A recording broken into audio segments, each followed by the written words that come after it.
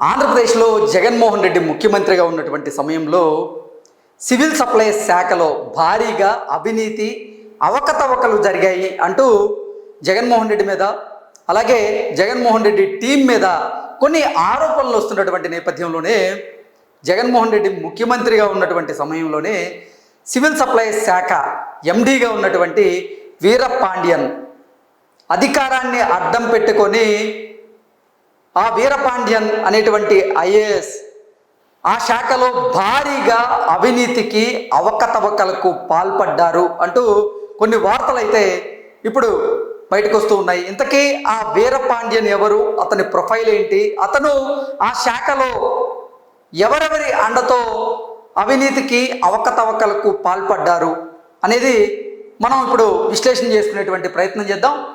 మనం చూస్తున్నటువంటి ఈ ఫోటోలో ఈయనే వీరపాండ్యన్ ఐఏఎస్. ఇతను సివిల్ సప్లైస్ శాఖకు 3 సంవత్సరాలుగా ఆంధ్రప్రదేశ్లో ఎండీగా పనిచేస్తూ ఉన్నారు. ఆంధ్రప్రదేశ్లో అధికార మార్పిడి జరిగిన తరువాత వీరపాండ్యన్ని ఇప్పుడు ఆంధ్రప్రదేశ్ ప్రభుత్వం సస్పెండ్ చేసినప్పటికీ ఆయన తన బలాన్ని ఉపయోగించి తన పలుకుబడిని ఉపయోగించి మళ్ళీ ఆ పదవిలోకి వచ్చాడు. ఆ పదవిలోనే కొనసాగుతూనే అదే శాఖలో పనిచేస్తున్నటువంటి కొంతమంది అధికారుల అండదండలతో ఇతను భారీగా అవకతవకలకు పాల్పడ్డారు అనేటువంటి వార్తలు ఇప్పుడు సోషల్ మీడియా వేదికగా బయటకు వస్తున్నటువంటి నేపథ్యంలో ఆ అధికారులు ఎవరు, అసలు ఈ వీరపాండ్యన్ ఏమేం చేశారనేది మనం ఒకసారి చూసేటువంటి ప్రయత్నం చేద్దాం. వీర దోపిడీ గ్యాంగ్ పంచతంత్రం, పౌర సరఫరాల సంస్థలో దోపిడీ పర్వం, సొంత సంస్థల ఎండీ ఇష్టారాజ్యం. పౌర సరఫరాల సంస్థ తన సొంత సంస్థని వీరపాండ్యన్ భావించాడు. ఆయన ఇష్టారాజ్యంగా ఆ శాఖలో భారీగా అవినీతికి అవకతవకలకు పాల్పడ్డారు అంటూ మనకైతే సమాచారం అందుతుంది. జగన్ భక్తులతో సివిల్ సప్లైస్ కార్పొరేషన్ నింపేసినటువంటి వీరపాండ్యన్. ఈ వీరపాండ్యన్ గారు గతంలో ఈ సివిల్ సప్లైస్ శాఖకి ఎండీగా పనిచేసినటువంటి నేపథ్యంలోనే జగన్మోహన్ రెడ్డి అండదండలు వీరపాండ్యన్కి మెండుగా ఉండేయని, జగన్మోహన్ రెడ్డి అండదండలతోనే ఈ సివిల్ సప్లైస్ కార్పొరేషన్లో జగన్మోహన్ రెడ్డి భక్తులనే ఆయన నింపేశారు అన్నట్లుగా కొన్ని వార్తలు అయితే వస్తున్నాయి. నెక్స్ట్, 5 మేనేజర్లతో పెత్తనం, సంస్థ సర్వనాశనం. సో ఈ వీరపాండ్యన్ కింద అతనికి తొత్తులుగా పనిచేసేటువంటి కొంతమంది మేనేజర్లతో ఆయన ఆ శాఖలో పెత్తనం చేయించేవారు. ఆ సంస్థ అలాగే ఆ శాఖని సర్వనాశనం చేశారు అన్నట్లుగా ఈ సారాంశంగా మనం భావించవచ్చు. రేషన్ సరఫరా వాహనాల కారణంగా 1500 కోట్ల నష్టం. జగన్మోహన్ రెడ్డి ఆ పాలనలో రేషన్ సరఫరా చేసేందుకు కొన్ని వాహనాలను కొనుగోలు చేసినటువంటి నేపథ్యంలోనే వాటి మెయింటెనెన్స్కి ఇప్పుడు కూడా భారీగా ఈయన ఎండీగా ఉన్న నేపథ్యంలోనే భారీగా అవకతవకలకు పాల్పడ్డారు. దానివల్ల ఆంధ్రప్రదేశ్ ప్రభుత్వానికి 1500 కోట్ల రూపాయల నష్టం చేకూరింది. సార్టెక్స్ బియ్యం పేరుతో ఏటా 240 కోట్లు వెనకేసుకునేవారట. సార్టెక్స్ బియ్యం అంటే నూక బియ్యం ఏ అయితే ఉంటాయో ఆ నూక బియ్యం పేరుతో ప్రతి ఏడాది ఈ సివిల్ సప్లైస్ శాఖలో 240 కోట్లకు పైగా అవినీతి జరిగేది అంటూ మనం దీన్ని గ్రహించవచ్చు. టెండర్ విలువ 100 కోట్లు దాటితే న్యాయ సమీక్ష చేయాలి. ఈ నేపథ్యంలోనే టెండర్ విలువ 100 కోట్లు దాటకుండా బినామీ కంపెనీలతో కొన్ని చిన్న టెండర్లను కూడా వేయించేసేవారు. అలా అవకతవకలకు పాల్పడ్డారనేటువంటి వార్తలు కూడా వస్తున్నాయి. లీగల్ రివ్యూకు భయపడి టెండర్లను విడగొట్టి 100 కోట్లు దాటకుండా చేసినటువంటి వీరపాండ్యన్. మనం ఇప్పుడే మాట్లాడుకున్నట్లుగా 100 కోట్లు కనుక దాటితే ఒక టెండర్ విలువ, దాని మీద న్యాయ సమీక్ష చేయాల్సిన అవసరం ఉన్నటువంటి నేపథ్యంలోనే ఈయన తెలివితేటలన్నింటినీ కూడా ఉపయోగించి లీగల్ రివ్యూకు భయపడి టెండర్లను విడగొట్టి మరి, అంటే 100 కోట్ల రూపాయల టెండర్ ఏదైతే ఉందో దాన్ని విడగొట్టి మరి 100 కోట్లు దాటకుండా చేశారు వీరపాండ్యన్ అంటూ కూడా మనం దీని ద్వారా గ్రహించవచ్చు. లీగల్ ఒపీనియన్ సాకుతో సీనియారిటీ లిస్ట్ లేట్ చేస్తున్నటువంటి వీరపాండ్యన్. లీగల్ ఒపీనియన్ తీసుకోవాలి, అప్పుడే మనం సీనియారిటీని బట్టి లిస్ట్ ఇవ్వాలి అంటూ దాన్ని లేట్ చేసేటువంటి ప్రయత్నం చేస్తున్నాడు వీరపాండ్యన్ అంటూ కూడా దీన్ని సారాంశంగా మనం తీసుకోవచ్చు. ధాన్యం సేకరణ ప్రొక్యూర్మెంట్ మేనేజర్ గుమ్మల్ల శిరీషపై అవినీతి ఆరోపణలు వచ్చాయి. మనం ఇందాక మాట్లాడుకున్నట్లుగా కొంతమంది అంటే వీరపాండ్యన్కి తొత్తులుగా పనిచేసేటువంటి కొంతమంది మేనేజర్లను ఆ శాఖలో ఆయన కేటాయించారు. ఆ మేనేజర్లందరూ కూడా జగన్మోహన్ రెడ్డికి అలాగే ఈ వీరపాండ్యన్కి తొత్తులుగా పనిచేసేవారు వారు అనేటువంటి ఆరోపణలు వారి మీద ఉన్నాయి. అలాగే ధాన్యం సేకరణ విషయంలో ప్రొక్యూర్మెంట్ మేనేజర్ గుమ్మల్ల శిరీష మీద అవినీతి ఆరోపణలు అయితే గుప్పుమన్నాయి. గతంలో 24,000 టన్నుల నాసి రకం కందిపప్పు కొన్న శిరీష. మనం ఈ సివిల్ సప్లైస్ శాఖలో రేషన్ అయితేనేమి, కందిపప్పు అయితేనేమి, నిత్యావసర వస్తువులు ఏవైతే ఉన్నాయో వాటిని ఎక్కువ ధరకి అంటే మార్కెట్ వాల్యూ కంటే కూడా ఎక్కువ ధరకి కొనుగోలు చేసేవాళ్ళు వీరు. అది భారీగా ఆ అంశాల్లో అవినీతి జరిగింది, కుంభకోణాలు జరిగాయి అంటూ కూడా వీరి మీద శిరీష మీద అయితే భారీగా ఆరోపణలు ఉన్నాయి. కేజీకి 10 రూపాయల చొప్పున 24 కోట్ల కమిషన్. మనం ఇందాక మాట్లాడుకున్నట్టుగా కందిపప్పుకి కేజీకి 10 రూపాయల చొప్పున చూసుకున్నట్లయితే మొత్తం ఓవరాల్గా 24 కోట్లు ఆవిడ కమిషన్ రూపంలో తీసుకున్నట్లుగా తెలుస్తుంది. రైస్ మిల్లర్లతో కుమ్మక్కై 100 కోట్ల స్వాహ. జగన్మోహన్ రెడ్డి పాలనలో ఈ వీరపాండ్యన్ ఎవరైతే ఉన్నారో ఆయన రైస్ మిల్లర్లతో అలాగే రైస్ మిల్లర్ల అసోసియేషన్ ప్రెసిడెంట్ ఉన్నారు, ఆయనతో కుమ్మక్కయ్యి 100 కోట్లు స్వాహా చేసినట్లుగా ఈ స్లైడ్ మనకి తెలియజేస్తుంది. నెల్లూరు కేసు నుంచి తప్పించుకోవడానికి కోటి లంచం. ఆ శిరీష ఎవరైతే ఉన్నారో ఆవిడ మీద భారీగా ఆరోపణలు అయితే వస్తున్నాయి. ఆవిడ మీద వస్తున్నటువంటి ఆరోపణలు ఇదొక ఆరోపణ. నెల్లూరు కేసు నుంచి ఆవిడ తప్పించుకునేందుకు కోటి రూపాయల లంచం డిమాండ్ చేసి కోటి రూపాయల లంచం ఇచ్చేందుకు ఆవిడ ప్రయత్నం చేశారు అన్నట్లుగా ఆవిడ మీద ఆరోపణలు ఉన్నటువంటి నేపథ్యంలో ఎన్ని ఆరోపణలు వచ్చినా సివిల్ సప్లైస్ కార్పొరేషన్లో శిరీష్కి అయితే కీలక పదవి ఉంది. దాని వెనక కారణం జగన్మోహన్ రెడ్డి అండదండలు ఆవిడకి మెండుగా ఉన్నాయి అంటూ కొంతమంది రాజకీయ విశ్లేషకులు అయితే గతంలో విశ్లేషణ అందజేశారు. సివిల్ సప్లైస్ సంస్థ నెల్లూరు శాఖలో 350 కోట్ల కుంభకోణం. మనం ఇందాక మాట్లాడుకున్నట్టుగా ఈ సివిల్ సప్లైస్ శాఖలో ఈ వీరపాండ్యానికి సంబంధించినటువంటి వీర విధేయులు కొంతమంది ఉంటారు. వారు ఒక్కొక్క జిల్లాలో కొంతమంది ఉన్నారు. నెల్లూరు జిల్లాలో సివిల్ సప్లైస్ సంస్థలో 350 కోట్లకు పైగా కుంభకోణం అయితే వీరు చేశారు. స్కామ్లో కాకినాడ, చిత్తూరుకు చెందినటువంటి కీలక వైసీపీ నాయకుల పాత్ర కూడా ఉంది. కాకినాడ అంటే ద్వారంపూడి చంద్రశేఖరరావు గారి అన్న సోదరుని పాత్ర కూడా దీంట్లో ఉందన్నట్లుగా గతంలో కొన్ని ఆరోపణలు అయితే వచ్చాయి. ఏసీబీ విచారణకు రికమెండ్ చేసిన Nellore joint collector Ronanki Gopalakrishna. So అసలు సివిల్ సప్లైస్ శాఖలో నెల్లూరులో 350 కోట్లకు పైగా స్కామ్ జరిగినటువంటి నేపథ్యంలోనే ఏసీబీ విచారణకు రికమెండ్ చేశారు నెల్లూరు జాయింట్ కలెక్టర్ రోనంకి గోపాలకృష్ణ గారు. నెల్లూరు స్కామ్ విచారణను ప్రభావితం చేసినటువంటి వీరపాండ్యన్. సో వీరపాండ్యన్కి వీర విధేయులుగా ఉన్నటువంటి శిరీషను ఆ కేసు నుంచి తప్పించేందుకు ఈయన ఆ విచారణను ప్రభావితం చేశారన్నట్లుగా కొన్ని వార్తలు అయితే వచ్చాయి. ఏసీబీని పౌర సరఫరాల సంస్థ హెడ్ ఆఫీస్ వరకు రాకుండా చక్రం తిప్పినటువంటి వీరపాండ్యన్.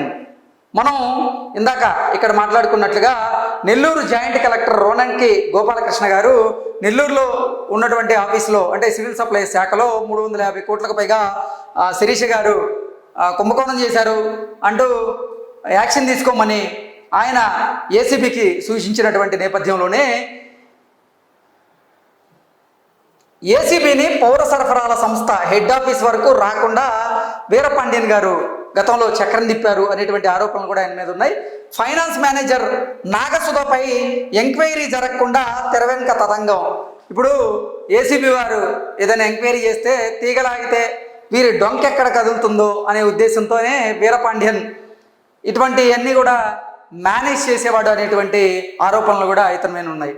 గతంలో ఏ జిల్లాకి సంబంధించిన కొనుగోళ్లకు ఆ జిల్లాలోనే చెల్లింపులు ఉండేవి. గతంలో ఏ జిల్లాకి సంబంధించిన కొనుగోళ్లకు ఆ జిల్లాలోనే చెల్లింపులు జరిగాయి. వీరపాండ్యన్ ఎండీగా వచ్చాక హెడ్ ఆఫీస్ నుంచే మొత్తం చెల్లింపులు.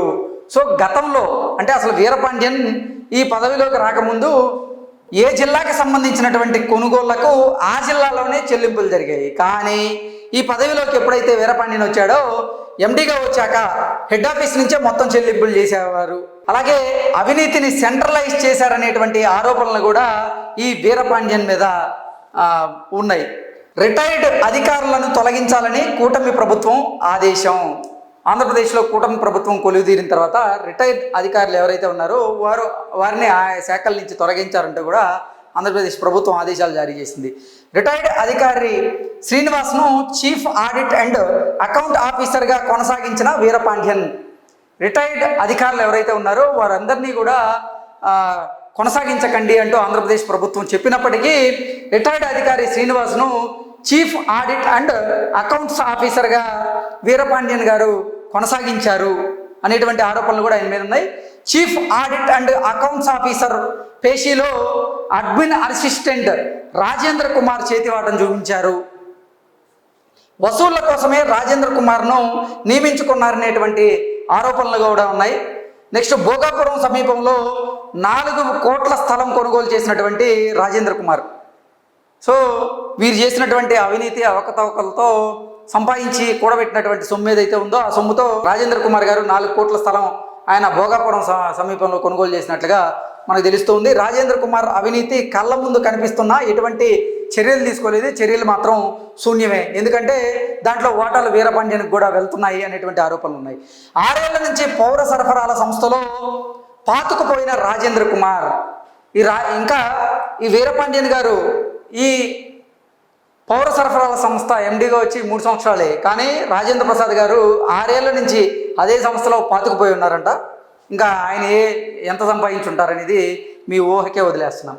జూలై 1న civil supplies corporation head office నుంచి విశాఖకు రాజేంద్ర బదిలీ ఉత్తర్వులు. సో జూలై 1వ తేదీన అంటే గడిచినటువంటి నెల జూలై 1వ తేదీన civil supplies corporation head office నుంచి విశాఖకు రాజేంద్ర ప్రసాద్ గారు అయితే బదిలీ చేస్తున్నట్లుగా ఆంధ్రప్రదేశ్ ప్రభుత్వం ఉత్తర్వులు జారీ చేసింది. జూలై 15న మళ్ళీ హెడ్ ఆఫీస్కి ట్రాన్స్ఫర్ అయిపోయిన రాజేంద్ర. చూడండి, అంటే రాజేంద్ర గారు ఆయన పలుకుబడిని ఎంత ఉపయోగించారో మనం ఇక్కడ అర్థం చేసుకోవచ్చు. జూలై 1వ తేదీన ఆయన్ని సివిల్ సప్లైస్ శాఖ నుంచి బదిలీ చేస్తూ విశాఖకు పంపించారు. కానీ జూలై 15న మళ్ళీ హెడ్ ఆఫీస్కు ట్రాన్స్ఫర్ అయిన రాజేంద్ర అంటే 15 రోజుల్లోనే మళ్ళీ ఆయన హెడ్ ఆఫీస్కి ట్రాన్స్ఫర్ చేయించుకున్నారు. నెక్స్ట్ వైజాగ్కు ట్రాన్స్ఫర్ అయిన సమయంలో విజయవాడలోనే నిధులు. అంటే జూలై 1వ తేదీ నుంచి రాజేంద్ర గారు విశాఖలో విధులు నిర్వహించాలి. కానీ వైజాగ్ ట్రాన్స్ఫర్ అయినప్పటికీ ఆయన విజయవాడలోనే విధులు నిర్వహించారు. పౌర సరఫరాల సంస్థ అడ్మిన్ మేనేజర్ శివపార్వతి సహకారంతో రాజేంద్ర ట్రాన్స్ఫర్ నాటకం.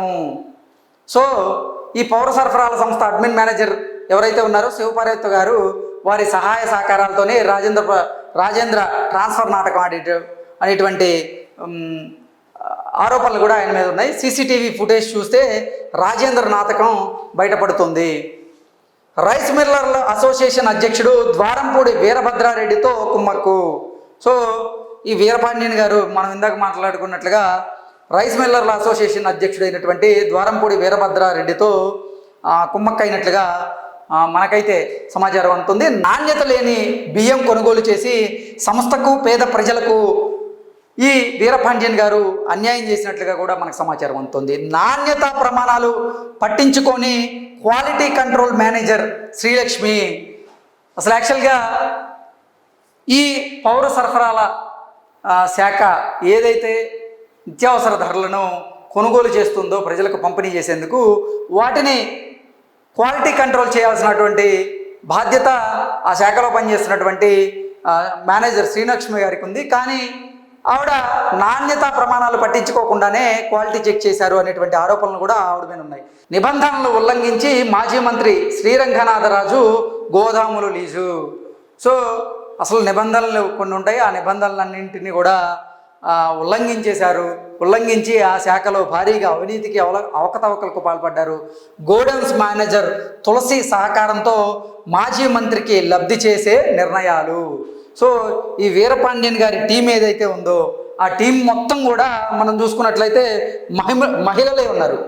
వీరపాండ్యన్ గారి టీం ఏదైతే ఉందో ఆ టీం మొత్తం కూడా మనం ఒకసారి కనుక చూసుకున్నట్లయితే మహిళలే ఆ టీంలో ఎక్కువ మంది ఉన్నారు. వాళ్ళు పెద్ద పెద్ద పొజిషన్లో కూడా ఉన్నారు. వారు వీరపాండ్యానికి ఈ అవినీతి అవకతవకల విషయంలో సహాయ సహకారాలు అందజేశారు అన్నట్లుగా వారి మీద కూడా ఆరోపణలు అయితే వస్తూ ఉన్నాయి. సొంత కోటరీతో సంస్థను నష్టాల పాలు చేస్తున్నారని విమర్శలు. వీరపాండ్యన్ను సెర్పు సీఈఓగా బదిలీ చేసిన కూటమి ప్రభుత్వం. సో మనం ఇందాక మాట్లాడుకున్నట్లుగా వీరపాండ్యన్ మీద రకరకాల ఆరోపణలు వస్తున్నటువంటి నేపథ్యంలోనే వీరపాండ్యన్ను సెర్ఫ్ సీఈఓగా బదిలీ చేసింది కూటమి ప్రభుత్వం. అయితే ఒక మంత్రి అండతో మళ్ళీ పౌర సరఫరాల సంస్థలో తిష్ట. ఇప్పుడు ఒక మంత్రి అండదండలు ఈ వీరపాండ్యన్కు మెండుగా ఉన్నాయని, గతంలో జగన్మోహన్ రెడ్డి అండదండలు ఈ వీరపాండ్యన్కి ఎలా మెండుగా ఉండేయో ఇప్పుడు ఒక మంత్రి అండదండలు ఈ వీరపాండ్యన్కి మెండుగా ఉన్నాయని ఆ మంత్రి అండతోనే మళ్ళీ పౌర సరఫరాల సంస్థలో ఆయన తిష్ట వేశారు.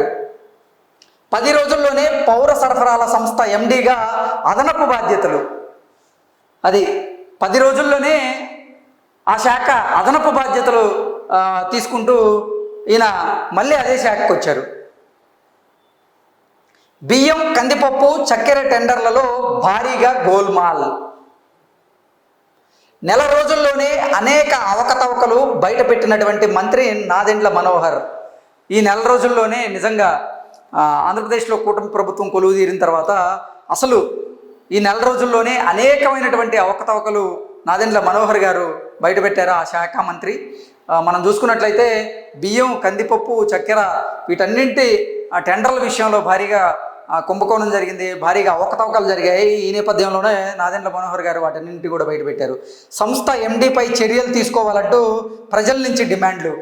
అంటే వీరపాండ్యన్ గారు 3 సంవత్సరాల నుంచి ఈ శాఖకు ఎండీగా పనిచేస్తున్నటువంటి నేపథ్యంలో ఈ శాఖలో జరిగినటువంటి అవినీతి అవకతవకలు ఏవైతే ఉన్నాయో ఆ అవినీతికి అవకతవకలకు గాను వీరపాండ్యన్ మీద ఎట్టి పరిస్థితుల్లో చర్యలు తీసుకోవాలి అనేటువంటి డిమాండ్లు అయితే ప్రజల నుంచి వెల్లువెత్తుతూ ఉన్నాయి. మనం చూసుకున్నట్లయితే గతంలో జగన్మోహన్ రెడ్డి అలాగే అతని టీం అలాగే జగన్మోహన్ రెడ్డి క్యాబినెట్లో ఉన్నటువంటి కొంతమంది మంత్రుల అండదండలతో, వైసీపీ ఎమ్మెల్యేల అండదండలతో వీరపాండ్యన్ గారు అలాగే అతని టీం ఈ శాఖలో భారీగా అవినీతికి పాల్పడితే ఇప్పుడు కూటమి ప్రభుత్వం వచ్చిన తర్వాత, కూటమి ప్రభుత్వం ఆంధ్రప్రదేశ్లో కొలువు తీరిన తర్వాత ఇతన్ని వేరే డిపార్ట్మెంట్కి ట్రాన్స్ఫర్ చేసినప్పటికీ అతను తన పలుకుబడిని ఉపయోగించుకొని మళ్ళీ ఇదే శాఖకు ఎండీగా అదనపు బాధ్యతలు అయితే చేపట్టినటువంటి నేపథ్యంలోనే